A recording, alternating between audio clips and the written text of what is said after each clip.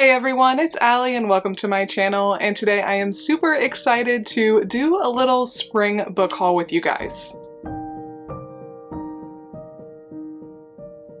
Alright, so I am really trying to keep my book hauls to maximum one a season. I'm thinking like 3 smaller book hauls and then my fall book haul, which is also my birthday book haul, that one will be the biggest of the year. So really gonna do my best to stick to that because I have a plenty big TBR, but of course I had to take advantage of Book Outlet's recent $5.99 fiction book sale. So if you guys are not new, you know I love Book Outlet. I am a firm believer that it is the best place to get new books on the internet. There's places like Pango Books, Thrift Books, and those are great as well, but I just feel like if you want new books, which Spoiled Me likes to have new books, not ones that are quite worn out, then I would highly recommend checking out Book Outlet, and their prices are very reasonable on any given day, but fairly often, I would say at least 4 times a year, they do this $5.99 fiction book sale where every fictional book on their website, whether it's hardback or paperback, whether it came out 2 months ago or 20 years ago, it's all $5.99 or less. So yeah, I would highly recommend if you do want to buy from Book Outlet, absolutely wait until they're having a sale, and that $5.99 fiction book sale I would say is their best. So I've got I think 10 books from Book Outlet, but then I also was recently in Greenville, South Carolina, and I was so excited to go there for many reasons. I love to visit the mountains, and it is a mountain town, but they also have a Goodwill bookstore. And as far as I know, as far as the lady who was checking me out said, it's actually the only one in the country, but I guess they are planning on opening more in the future. And it's a great idea. I don't know why they didn't think of this before. It's literally just like a little bookstore, just like any little independent bookstore you would see. It's about that size, but it's all books that were donated to Goodwill. And honestly, there were so many bestsellers at this place. It's called Second Story. I'll make sure to have it linked down below in the description. I would absolutely add it to your itinerary if you are going to be in the Greenville, Asheville area. But yeah, it was a very pleasant shopping experience, very clean. They had like nice seating. They had a children's area. It really was like any kind of bookstore, but the prices were great. The hardbacks were $6, paperbacks $4. I think like middle grade was $3, and then kids books were either $2 or $1. So great prices there. I got 5 books for myself, and then I did get 4 picture books for when my little nieces come to visit. But blah blah blah, without further ado, let's go ahead and get into the book haul. I will first start out with the ones from Book Outlet, and then we'll go to the ones that I got from Second Story. Alright, here we go. I have not opened it yet, so hopefully the order is correct. So this is a pretty hodgepodge order, I would say. I do think I got a lot of literary fiction. I've just been really enjoying the good lit fic that I've been reading lately, but I also did get a thriller here, as well as I'm sure some historical fiction. So yeah, let's start off with this first one, which I did not even know was out. This is by Karen McManus. She is the one who wrote the One of Us is Lying series. Still in the middle of that one, but I have read pretty much everything I think she has written. So she is a YA thriller author, and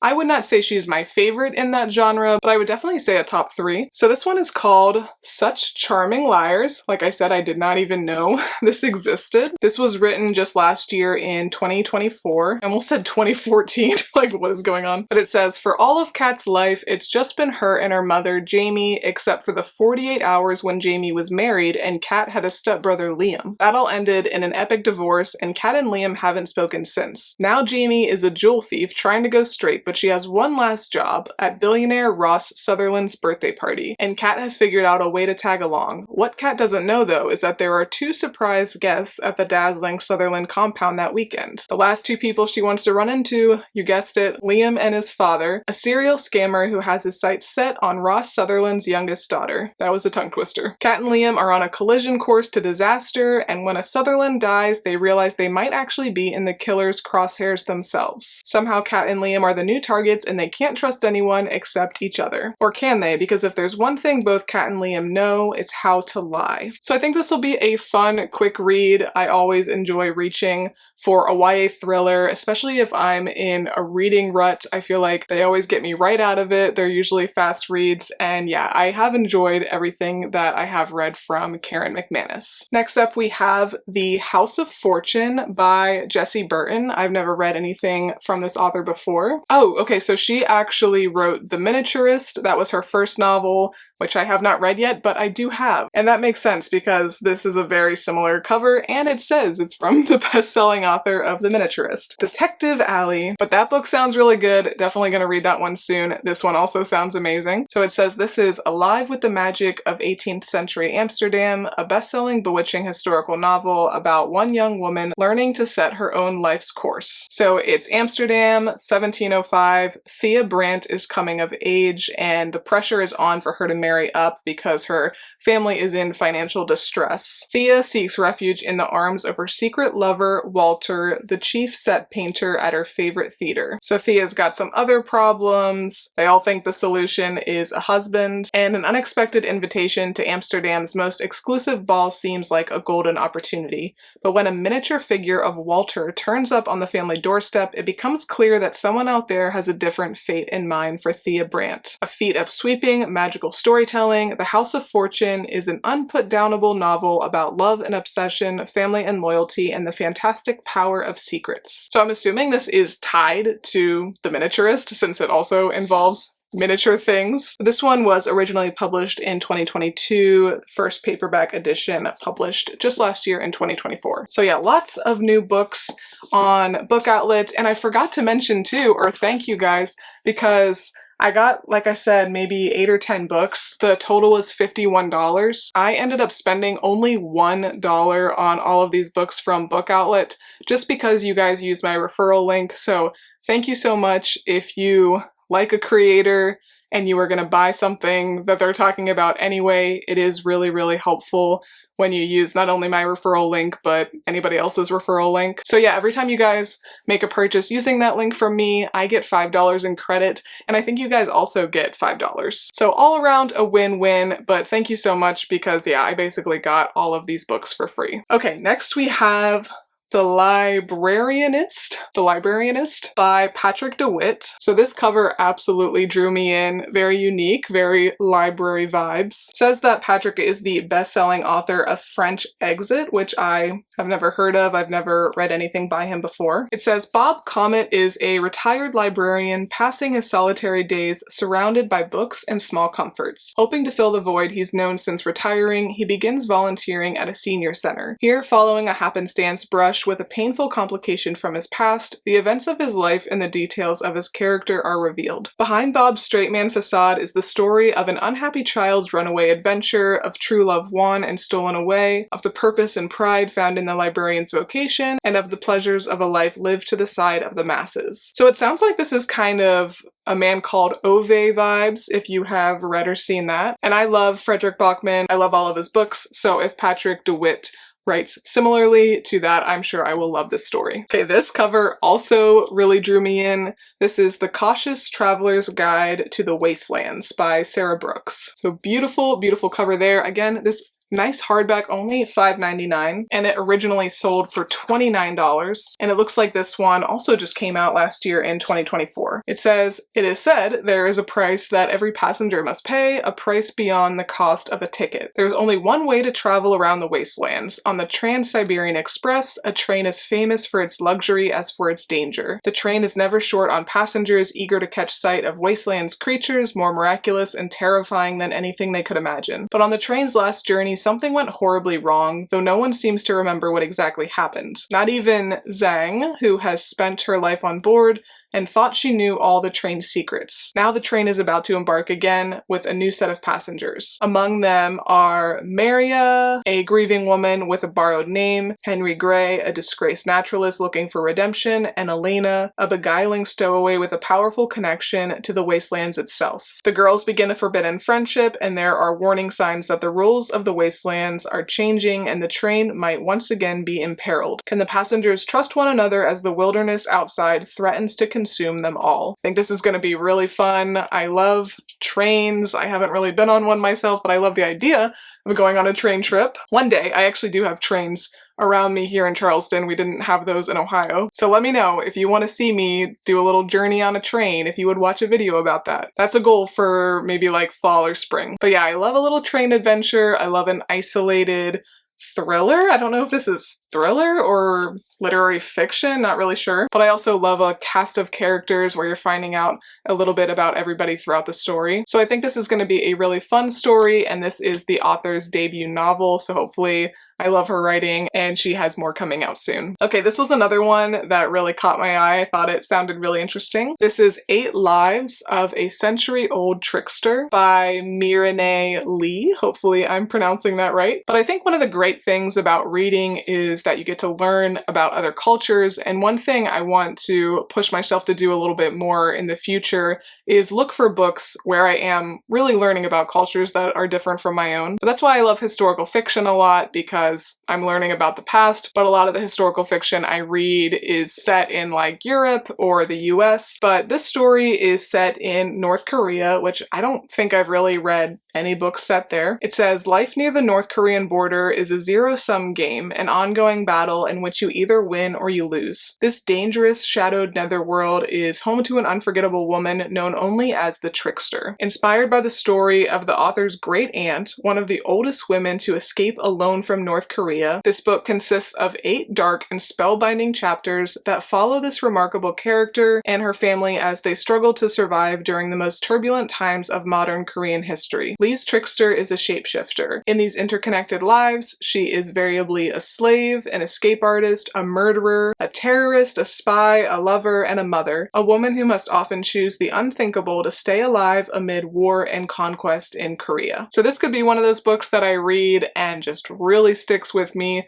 really causes me to think. And like I said, yeah, I've really not read anything set in North Korea, so I think this is going to be both educational and also probably pretty entertaining. This is a twisted love story by Samantha Downing. She is the best-selling author of My Lovely Wife, which I have read and I really enjoyed. I love to read thrillers. It's probably my most read genre, but I feel like it is rare that I do give a thriller 5 stars, and I am quite confident that I did give My Lovely Wife 5 stars. I know it stood out to me. The writing was really well done. I thought it was an interesting and unique story. So once I finish that, I have been on the lookout for more from her. And I do have another one on my TBR, but I didn't have this one yet. Alice Feeney on the back says, toxic relationships, dark deeds, and a cast of unreliable narrators. I love that. All the best ingredients for a deliciously disturbing read. Twisted indeed. So Wes and Ivy are madly in love. They've never felt anything like it. It's the type of romance people write stories about. But what kind of story? When it's good, it's great. Flowers, grand gestures, deep meaningful conversations where the whole world disappears. When it's bad, it's really bad. Vengeful fights, damaged property, arrest warrants. But their vicious cycle of breakups and head over heels reconciliations needs to end fast, because suddenly Wes and Ivy have a common enemy, and she's a detective. There's something Wes and Ivy never talk about, in good times or bad, the night of their worst breakup, when one of them took things too far and someone ended up dead. If they can stick together, they can survive anything, even the tightening net of a police investigation, because one more breakup might just be their last. So sounds like you might want to be aware of the trigger warnings with this story, but it does sound really good, especially knowing how talented of a writer Samantha Downing is. Okay, 2 more from Book Outlet. This one I think will be a fun read, which is fitting with this title, This Will Be Fun, by E.B. Asher. And this book really stuck out to me because it said it has Princess Bride vibes, which I love that movie. I've never actually read the book before, but I've heard great things about that, so I need to add it to my list. But yeah, with Princess Bride vibes, I was very interested. It says, former friends, former flames, a mayhem-spiked quest, what could go wrong? Everyone knows the story of how best friends Beatrice and Eowyn, handsome ex-bandit Claire, and valiant leader Galwell the Great defended the realm from darkness. It's a tale beloved by all, except the heroes. They haven't spoken in a decade, devastated by what their quest cost them. But when they all receive an invitation to the Queen's wedding, it's a summons they can't refuse. With Claire secretly not long over his long-ago fling with Beatrice, Beatrice fighting the guilt she feels over how everything ended, Elowyn unprepared for the return of her ex-love, the cunning Vandra, and all of them lost without Galwell. And if reuniting with former friends and lovers wasn't perilous enough, dark forces from their past have also returned. Beatrice, Claire, and Elowyn will face undead nemesis, crystal caves, enchanted swords, coffee shops, games of magical truth or dare, and hardest of all, their past, rife with wounds never healed and romances never forgotten. This time around, will their story end and happily ever after? And this is described as a cozy fantasy, so I hope I enjoy this. Hopefully it's not too heavy on the romance, but it sounds like there's enough adventures in the story that it won't be all romance. Okay, and then last one from Book Outlet is The Melancholy of Untold History by Min-Soo Kong. Another very pretty cover. So it looks like this author has written mostly nonfiction, and this one was also just written last year in 2024, so I didn't even realize I got so many recent books. But again, yeah, Book Outlet has a lot of good stuff on there. This is a beautifully crafted, enriching saga inspired by East Asian mythology. This is this author's debut novel, actually. It's steeped in history like Babel, epic in scope like Cloud Cuckoo Land, and lyrically exciting like Cloud Atlas. So I've read 2 out of 3 of those. I love Cloud Cuckoo Land,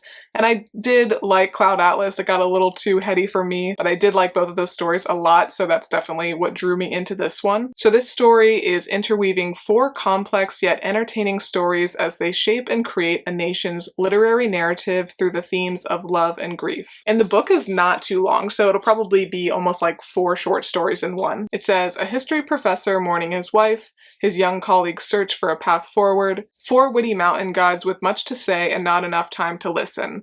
A gifted storyteller bringing a world into being out of thin air. Famous for dispelling the national myth, the historian understands the power of narrative. He has inspired his colleague to search for her own truths while trying to understand the way fiction creates fact and how sometimes the past can only be understood by filling in holes with a new narrative, which is exactly what he needs when his wife passes away to parse meaning out of a world that no longer makes sense. Together, the colleague and the historian find comfort in each other, yet they know their time together is fleeting, as time usually is. Only the gods have an abundance of time, and yet the two discover even that might not be so clear-cut. Part of their homeland's myth tells of 4 gods who squabbled and argued and destroyed and rebuilt time and again. Or did they? Because of course, even the gods need mouthpieces on Earth, and the one the historian knows of, the elusive storyteller, may have just been spinning tales for his own amusement and ultimately revenge. This book spans 3,000 years and multiple voices, with tales within tales woven expertly together. The book reveals a people and its individuals who seek to confront the hardships of life through storytelling. So I think I'm gonna love this. Like I said, I love Cloud Cuckoo Land, so if you have not read that one, buckle up because it is a lot to take in, but it's absolutely one of my favorite books I've ever read, and I might even reread that pretty soon.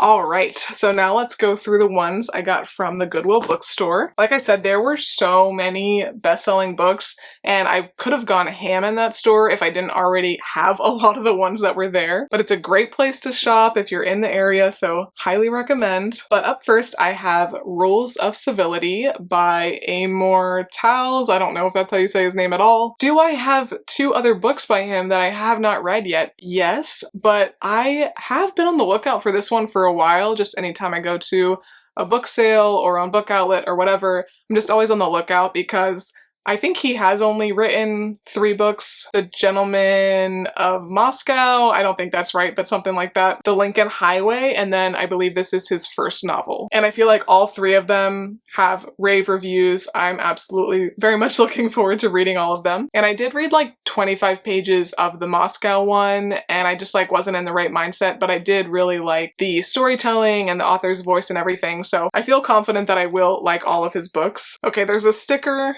and a hair over the word, so I can't fully read it, but it looks like it's set on New Year's Eve in 1937. So there is a chance encounter, and it has startling consequences, propels the main character on a year-long journey towards the upper echelons of New York society, where she will have little to rely upon other than a bracing wit and her own brand of cool nerve. I think this sounds really interesting. I love that time period, but a lot of times books that are set in the late 1930s are very war heavy, so I'm hoping this is not so much that. It sounds like it is going to be really focused on these two main characters. So very much looking forward to reading this. I probably will read this before the other two that I have by the same author. Okay, then I did get two Harry Potter world books. So I got Harry Potter and the Cursed Child, as well as Fantastic Beasts and Where to Find Them. And I am a massive Harry Potter fan. I am 32, so I feel like I was the perfect age to really get excited about all the new releases. I would go to the midnight releases at Barnes & Noble, but then I was also in high school when some of the movies were coming out. So yeah, I just love Harry Potter. I don't know if I'll ever read anything that I really love more than that story. And when Harry Potter and the Cursed Child came out, you would think that I would have jumped on an opportunity to get more out of the universe, but I just felt kind of weird about it. I didn't want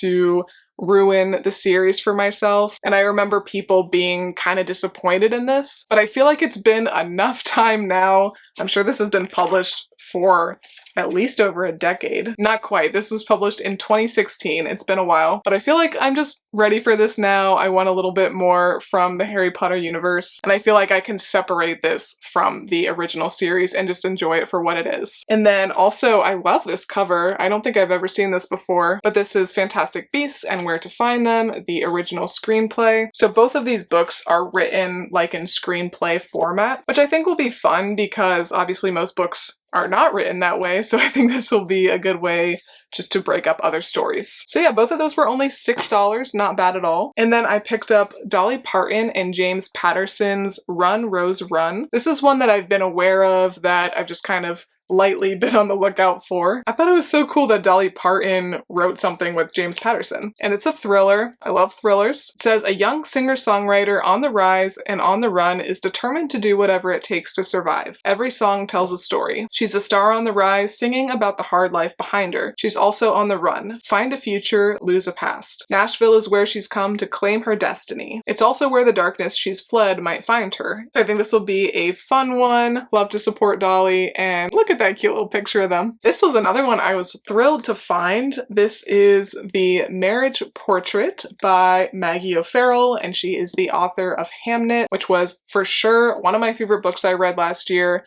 It's one that I could see myself reading many times in the future, and I really liked Maggie O'Farrell's writing style, and I was very, very happy to see when I looked more into her that she has quite a backlist. So I've just been on the lookout ever since I finished Hamnet for more books from Maggie O'Farrell, so I was very happy to get this for $6. And this one is pretty recent. It was written in 2022. It is set in Florence in the 1550s. Lucrezia, love that name, third daughter of the Grand Duke, is comfortable with her obscure place in the palazzo, free to wonder at its treasures, observe its clandestine workings, and devote herself to her own artistic pursuits. But when her older sister dies on the eve of her wedding to the ruler of Ferrara, Lucrezia is thrust unwittingly into the limelight. The Duke is quick to request her hand in marriage, and her father just as quick to accept on her behalf. Lucrezia must now make her way in a troubled court whose customs are opaque and where her arrival is not universally welcomed. Perhaps most mystifying of all is her new husband himself, Alfonso. This is going to be hard to read because my older brother used to have a chinchilla named Alonzo, so I'm just going to be thinking about that the whole time I read this. But is he the playful sophisticate he appeared to be before their wedding, the happiest in the company of artists and musicians, or the ruthless politician before whom even his formidable sisters seemed to tremble? Full of the drama and verve with which she illuminated the Shakespearean canvas of Hamnet, Maggie O'Farrell brings the world of Renaissance Italy to jewel-bright life and offers an unforgettable portrait of a resilient young woman's battle for her very survival. I'm sure I'm gonna love this. Cannot wait to read it.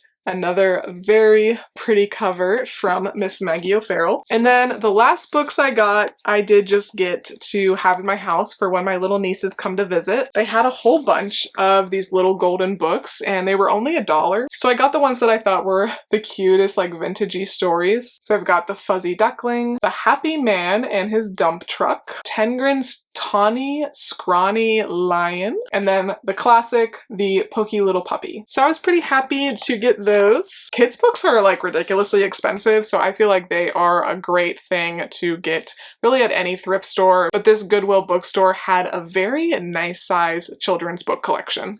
But alright you guys, that was everything from my spring haul. I'm very excited to read all of these books, even the kids' books. I'm really trying to only pick up books that I'm quite sure I will like. Of course, you never really know until you get into them, but I feel like over the last couple years, I've really narrowed down the kinds of books that usually get 5 stars from me, the genres I'm interested in right now, and I'm sure they'll change in the future, but right now I am just really loving reading thrillers, historical fiction, a little bit of fantasy, and some really good literary fiction. So if you like those genres too, you are in the right place. Feel free to subscribe and stick around. I will be posting every Friday. And if you like this video, please make sure to give me a big thumbs up because it really does help my channel out a lot. But thanks again for watching, and I will see you next time. Bye!